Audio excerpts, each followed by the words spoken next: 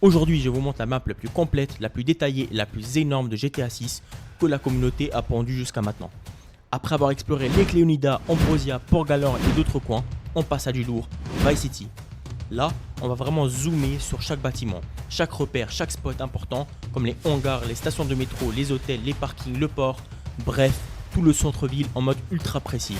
Donc voici la map de Vice City. Alors comme vous pouvez le voir, la map est vraiment énorme et on va tout de suite commencer avec le Design District. Dans le Design District, on voit tout d'abord deux bâtiments. Ces deux bâtiments ont une adresse qui est tout simplement indiquée, et cette adresse là c'est tout simplement les adresses des bâtiments dans la vraie vie, car le jeu s'inspire énormément de Miami et donc s'inspire naturellement de ces bâtiments.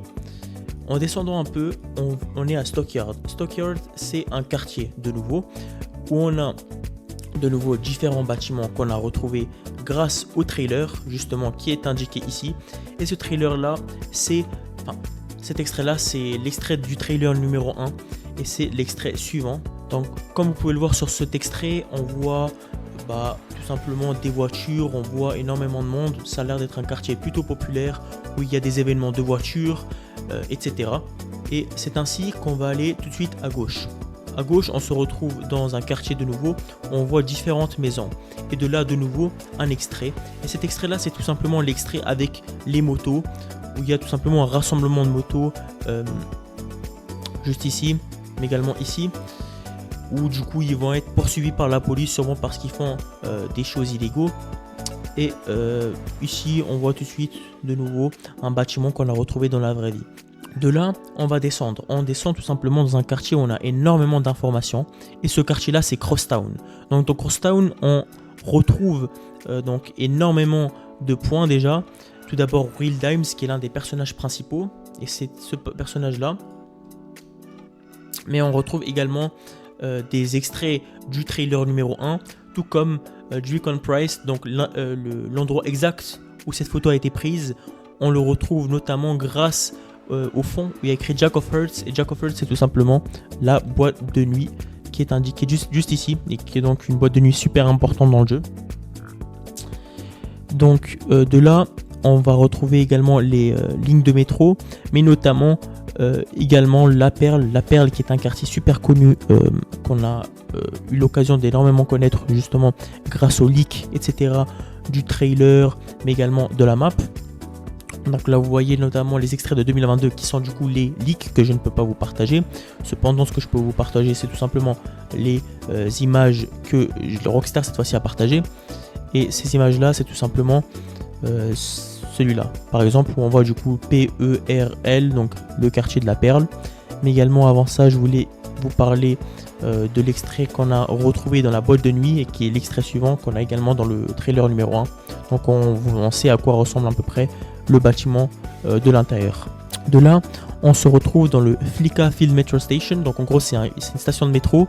Donc si par exemple on n'a pas de moto, on n'a pas de voiture, on n'a pas de véhicule tout court, on peut aller prendre le métro. Et ce métro-là, tout simplement, il va rejoindre toutes les lignes de métro. Et cette centrale, on va dire, va s'appeler le Mio Metro Station. Donc c'est vraiment réaliste parce qu'en fait, on peut carrément retrouver là où toutes les lignes de métro vont du coup se rassembler et là où ils vont commencer. Et donc là on a par exemple l'extrait de nouveau de 2022, donc des leaks que vous pouvez facilement retrouver sur internet. Ensuite on va tout simplement descendre de nouveau et on va retrouver le E11 Even 919, donc en gros une boîte de nuit où on a également des extraits de l'intérieur, notamment l'extrait entre tout simplement Lucia et Jason. Donc ils vont aller faire un date tout simplement dans une boîte de nuit. Et donc c'est également de nouveau un extrait plus qu'important. En descendant de nouveau, on va ensuite retrouver Downtown et donc l'emplacement exact de l'amphithéâtre. Ensuite on va descendre à Tequesta Southside. Donc c'est à peu près voilà tout ce qu'il y a retrouvé dans une première partie de la map. Parce qu'après on va retrouver les keys. Et les keys sont en fait des sortes d'archipels, notamment Virginia Key, Biscayne Key, Tequesta Key, mais également Fisher Island, donc en gros une île carrément.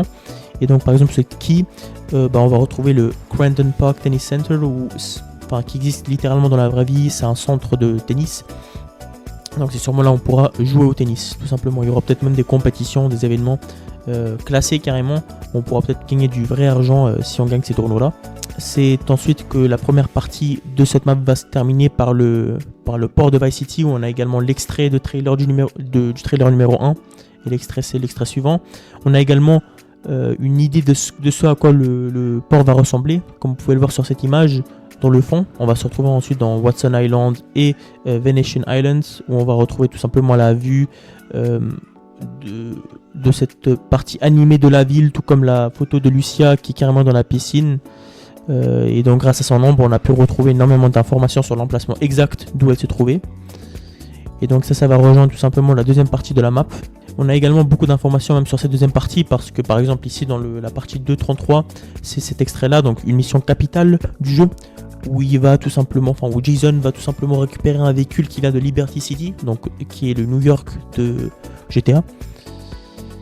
Et donc tout ça va rejoindre la deuxième partie de la ville, où on va de nouveau retrouver énormément de bâtiments plus qu'importants. Et donc en descendant, par exemple, on va retrouver le fameux quartier des hôtels. On a retrouvé par exemple cette photo, ou également cette photo là. On a également trouvé l'emplacement exact de cette photo là, parce que comme vous pouvez le voir dans le fond, il y a écrit Atlantic Hotel, et Atlantic Hotel c'est littéralement l'hôtel suivant. Je vais vous montrer ça tout de suite. Voilà, Atlantic Hotel, et c'est là où du coup ils ont fait la photo.